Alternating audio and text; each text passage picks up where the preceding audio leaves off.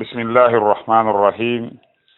darsu sappoy e jeetatab on e nder deftere alwajiz fi fiqhi sunna wal kitab al aziz yo Allah hawrninga sawaba ka fewndiren ɗon hani ko fi salliji wonɗen e janngude e nder kañum salliji on hiɗen e farillaji salliji ɗin e nder ɗin farillaji kadi hiɗen e fi mbaadi ko honno noppi ɗin mawlirte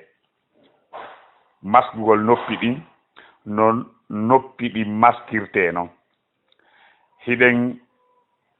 janto ɗo hadis janga hadis o wonɗo arde ɗo wono karama ko men makiri noon wa fil hadisi no e nder hadisi al aati arowo on ɗo bayanu ɓangingol sifati sifa masihima mawlugol ma maskugol hoore nden e noppi ɗin fi hoore nden e noppi ɗin no maskirte noon ɗum aray e nder o hadisi monɗen e jantade yeeso ɗo ɓe holli wa fil hadisi no e nder hadisi al aati arowo on janteteɗo on ɗo joni bayanu ɓangingol sifati sifa masihima mawlugol ma maskugol noppi ɗin e hoore nden an abdillahi e game abdillahi hino kañum hadisi on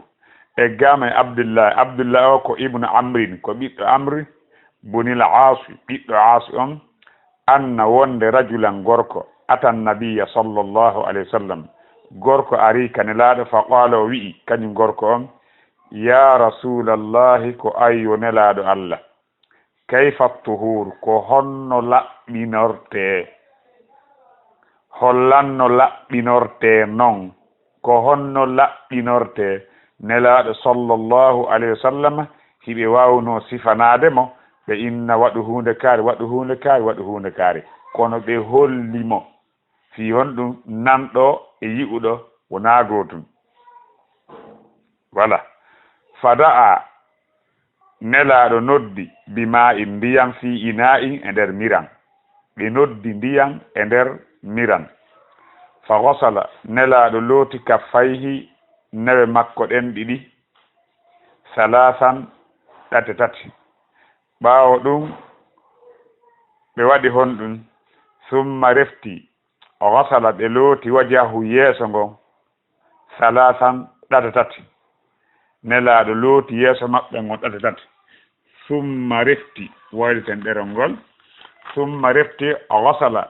ɓe looti kadi zira'ayhi sogone maɓɓe ɗen ɗiɗi kamɓe nelaaɗo salasan ɗate tati ɗi manande laabi tati summa refti masaha bi ra'sihi nelaaɗo maski hoore maɓɓe nden ko honno ɓe maskiri fa adkhala nelaaɗo naadi isba'ayhi kolli maɓɓe ɗen ɗiɗi kolli maɓɓe honɗi as-sabbahatayni subbun hinorɗi ɗin ɗiɗi aw nokku gotoɗe ko sabbabatayni awa sabbahatayni ko subbun hinorɗi ɗin ɗiɗi si woni sabbabatayni ko sapporɗi ɗin ɗiɗi ɗum noon fof ko hunde wotere hiɗa andi sabbaha ko ɗum ɓe woni sapporde ɓe fonta ɓe tayyora donc wiya sabbaha tay no windori ɗo ni nokkeli goo noon e sabbaba ko sapporde ɗum ɓe fonti sabbaha tayni sapporde ɗin ɗiɗi ɓe naadi honto fa adkhala ɓe naadi isba'ayhi kolli maɓɓe ɗin ɗiɗi as-sabbahatayni subbun hinorɗi ɗin ɗiɗi ɓe naadi kolli ɗin honto fi udunayi ka noppi maɓɓe wa masaha kamɓe nelaaɗo ɓe maskiri bi ibhamayhi kolli maɓɓe gorɗi ɗin ɗiɗi hondu gornu ɗum hiɗa andi ko honɗum faanda hondu gorndu yo musidɗo wa masaha ɓe mawliri bi ibhamayhi kolli maɓɓe gorɗi ɗin ɗiɗi ala zahiri e hoore ko feeñi kon udunayhi noppi maɓɓe ɗin ɗiɗi wa bis sabbahatayni ɓe mawliri ɓe maskiri sapporɗi ɗin ɗiɗi baatina ko wirni kon udunayhi e noppi ɗin ɗiɗi summa refti gosala ɓe looti rijilayhi koyɗe maɓɓe ɗen ɗiɗi salasan ɗate tati summa refti qaala wi'aka salasan ɗo wasitay ko laabi jeego tati ɗi mana ko tati ɓe lootiri koyngal be ko ɗum faanda summa refti qaala nelaaɗo maaki hakaza ko wonani alwudu salliji sa nani salligi koni faman zada ala hadha kala ɓeyduɗo e hoore ɗum ɗo aw naqasa ma o ɗoyti fagad gomɗi asaa haray o bonni wa zalam haray o tooñi aw ma ɗum zalama wa asaa haray o tooñi o bonni donc haray oɗo hadis ɓe immi hadisi on ka o won ɗon ɗoni ko o hasanun sahihun si wona tun konngol naqasa on o naqasa on ɗon haray ɗum ɗo woni on ɗon ko phase bi mana on ɗon ko lundiɗo ɓuriɗo ɗum ko ɗum wiyete phase donc si hoolaɗo lundike ɓurɗo ɗum ko ɗum wiyete hadisu bi mana phase weddiɗo e haray ɗo kadi kalima naqasa on zalama on ɗum ɗon ko sahihun hasanun sahihun amma noon kalima ukkaɗo on nder ton naqasa on won on ɗon kalima on ɗon on ko phase wona ɓe yewtiri ɗo ni yo Allah hawringa sawaba haray yiltoɗen e oɗo jumla ɗo yiltoɗen o jumla ɗo e hino ɓe holli wa fil hadithil atiyati aw wa fil hadithil ati no e nder hadisi aro on ɗo bayanu ɓangingol sifa masihima mawlugol hoore nden e noppi ɗin ko ɗin faanda e hima on ɗon e hino kañum hadisi on an abdullahi e game abdullahi ibne amrin ɓiɗɗo amri on bunil asim ɓiɗɗo asim on anna rajulan wonde gorko atan nabi gorko on wowlaka arɗo ko gorko ko fa humpaɗen ko ñawore nden en humpaka hombo ari gorko go ari ka annabajo on faqala o ya rasulallahi ko ayoneɗaɗo Allah kayfa tuhuru ko honno laɓɓinorte na laaɓangal andi ko honno laɓɓinorte on sayi nelaɗo waɗi on ɗum fada a nelaɗo noddi bi ma in ndiyam fi inayi e nder miram e jaa ko ndiyam salligorte fagaso nelaɗo looti ka fayi newe makko ɗen ɗiɗi salatan la tati summa refti gasala nelaɗo looti waji hahu yeeso makko gon salatan de laabi tati summa refti gasala nelaɗo looti dira ayi sogone makko ɗen ɗiɗi salata laabi tati summa refti masaha bi ra'sihi nelaɗo maski hoore makko nden fa adkhala o naadi bi isba'ayhi kolli makko ɗin ɗiɗi as-sabbahatayni subbun hinorɗi ɗin ɗiɗi o naadi ɗi fi udunayhi ka noppi makko wa masaha o maskiri bi ibhamayhi sappurɗi makko ɗin ɗiɗi ala zahiri udunayhi ko feeni kon e noppi ɗin ɗiɗi wa bis sabbahatayni o maskiri sappurɗi ɗin ɗiɗi baatina udunayhi nder noppi ɗin ɗiɗi summa refti wasala rijilayhi o looti koyɗe makko ɗen salasan tati summa refti qala ɓe maaki hakada ko nani alwudu salligi faman zada kala ɓeydude aw ala hada e hoore ɗum ɗo aw naqasama o ɗoyti o ɓeydi bi mana o looti o feƴƴintini limore wolanden ɗo kala ɓeyduɗo ma o ɗoyti ka ɗoyti on ɗon ko sage ko honɗum wiyana sage ɓa mo ɗoyti ɗon bi mana no faamo en kalima aw naqasa on wonde mo looti ɗiɗi ma lootande wotere haray salliji makko on o bonnimo no faamo e nder ɗon nde tawno noon hadiseje sel ƴettaɗe ka Bukhari e ka Muslim arɗe tindi heɓike ko tindini wonde nelaɗo sallallahu alaihi wasallam ɓe looti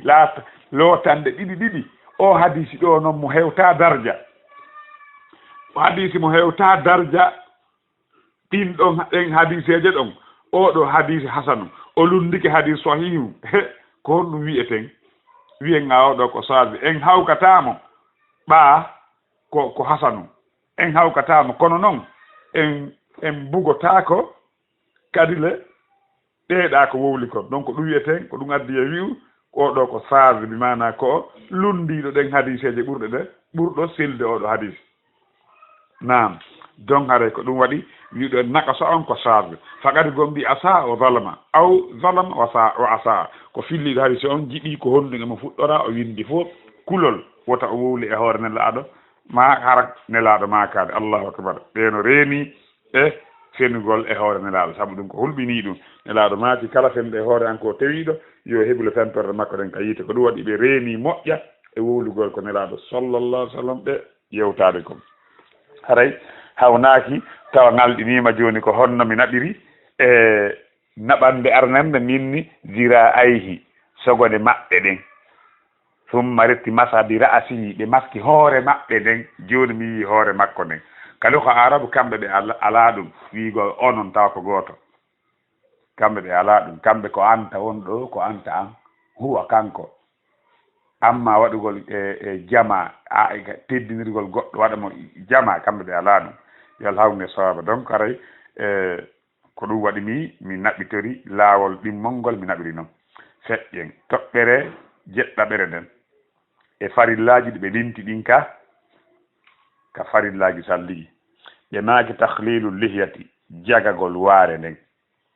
kono ɓe faanda jagagol waare nden ko yirgugol sengo ley hakkunde waare nden haa ton ɓuuɓa ka salligi tahlilu lihyati jagagol waare nden honɗum waare nden kadi jagorte li hadis ko sabu hadis Anas ibnu Malikin radiyallahu anhu o Anas ɓe ngannde kurkabinin laaɗo kurkanino ɗo laaɗo duuɓi 10 haane laaɗo faati mo kurkanaɗo oɗo noon no jeeya e ma heɓuɓe duuɓi ɓen e sahabaɓe Anas donc haray o wiɗi radiyallahu anhu yo Allah woni e makko anna rasulallahi wonde nelaaɗo Allah sallallahu alih w sallam kana ɓe laatino ida tawadda ande hiɓe salligo akhada ɓe ƴettay kaffan newre min ma immorde e ndiyam mbimana ñeɗande ndiyam fa adhalahu ɓe naada ɗanɗon ndiyam tahta hankihi sengo ley wokkude maɓɓe nden ɓe andiki hanaki ko ɗakkude ndi dow kono ɗo hawnaki tawa hanki ɗo ko honɗum faanda ɗum ko wokkude nden andi ko ngaɓɓugo mi mana hunduko kon dow on no wiye hanki ley on no wiye hanki hanaki ula hanaki sufla donc ngaɓɓugo mi mana hunduko waɓɓitama sengo dow gon no wiye han leyo gon no wiye hanaki joni noon ɓe sorni jungo gon sengo ley waare nden mbi mana ɓe waɗi honɗum fa hollala bihi o jagori ɗum lihiyatahu waare makko nden ha ɓuuɓi wa qala nelaɗo maaki hakada ko wonani amarani rabbi yamirinmi joomi an jalla azza wa jalla tedduɗo mawnuɗo ko ni joomi an yamirinmi donc o holli fa adhalahu ɓe naadi ndiyam ɗan ma ndiyam ɗan ka newre tahta hanki sengo ley e wokkude nden fa hallala bihi ɓe jagori ɗum lihiyatahu ha waare maɓɓe nden wa garɓe maaki hakada ko wonani amarani rabbi joomi an yamirinmi ɗum ɗo ko fi jagagol waare nden hiɗen andi no windi ka akhdari wa yajibu tahlilu lihiyati alkhafifati donc no waɗɗi jagagol waare ɗon ɓe tongiri honɗum alkhafifati hayfunde si tawi ko tekkude ɓeyni ɗon ka salligi koka lootagol longa woni ko waɗɗi Allah hawrini sahaba almuhim haray jagoɗen ba e men ɗen ha ɓuuɓa hara ronkaali ɓuuɓunde yeru ko wawata ɓuuɓugol kon yo Allah hawni sahaba jeetata ɗum ɗum tahlilu jagagol asabi il yadayni kolli juuɗe ɗen kadi warri jilayni e koyɗe ɗen yirga hakkunde kolli juuɗe ɗin e kolli koyɗe ɗin ɗum ɗon kadi ko jage ha hakkunde kolli ɗin yirge ha honɗum yirge ha hakkunde muɗum ɓe ɓuuɓa tahlil jagol asabi il yadayni kolli juuɗe ɗen warri gilane koyɗe ɗen li qawlihi sabu konngol nelaɗo sallallahu alayhi wa sallam asbighil wudu'a yottin salligi on bimana timmin salligi on wa khallil jago baynal asabi hakkunde kolli ɗin wa baligh yottin timmina tis fil istinshaqi ka sorkinagol illa si wona an takuna laatoɗa sa'iman ko a horuɗo siko a horuɗo haray ɗum ɗon ta yottin hande ndiyam ɗan feƴƴata hewta ka nder reedu bonna korka kan wona o hadis e jangimo ɓaawo si wona ton ala ton asbighil wudu'a yottin salligi on wa khallil jago bainal asabi hakkude kolli ɗin wa baligh yottin fil istinshaq ka sorki dagol illa si wona an takuna latoɗa soyiman ko a horuɗo wa an abdullah e gam abdullah ibnu mas'udi ɓiɓɓe mas'udi on qala o wi qala rasulullah sallallahu alayhi wa sallam nelaɗo allah maaki latanhikunna on yottinayi jagoɗon al asabi a kolli ɗin bistuhuri fo yottiniron jagagol kolli ɗin laaɓal ngal aw maɗum latan hikannaha jagotoɗi bimana yottoto e kolli ɗin honɗum annaari yiite ngen allahu akbar e jako ɗum waɗi heta ɗen yirgen ɗum moƴƴa sabu ɗum ɗo woni ɗum ɗo tindini dey o wi ɗum ko sunna o hara yo wattiro de tawi woni goɗɗum waɗaga ko yiite waɗirte e goɗɗo wi ko sunna noon wona farilla ay ɗum ko ɓurade denani si tawi o haadi hiɗo selli haray jagagol kolli ɗin ko on ɗum wiyen awa ko farilla few haray en tawti karama ko en kaɓe linti on jagagol kolli ɗin hakkude farillaji ɗin donc soɓe maaki la tan he kunna ayi ko laamu kasamino ɓaawo nun ta'kid ne yeeso kadi la budda fira ɗum tan kunna firade ga ko wonɗo wannahaku al mubalagatu fi kulli shay'in ko yottingol e kala hunde wal muradu bil hadisi al mubalagatu fi takhlil al asabi hatta tathura no fira ley donc ka bindi kewɗi ley ga don la tan hikunna on yottinay jagagol al asabi a kolli ɗin bil bistuhuri e laaɓal ngal aw maɗum la tan hikunnaha yottoto e majji honɗum annaaru yite nge yalla hawge sawabu ɓe holli kadi kayfa ko honno yukhallilu asabi rijlayhi ko honno o jagorta kolli koyɗe makko ɗen ɗiɗi kolli koyɗe ɗen ko honno kadi jagorte oɗo asar arowo ɗo ma hadis ɓeyda en ɓanginande ɗum ɗo kadi ɓe holli anil mustawridi e gama e o wiyeteɗo mustawridi on noon ko ibnu shaddad ko ɓiɗɗo shaddad qaala o wi ra'aytu rasulallahi mi yi'inelaaɗo allah sallllahu alayhi wa sallama tawadda o sallijike mi yi'inelaaɗo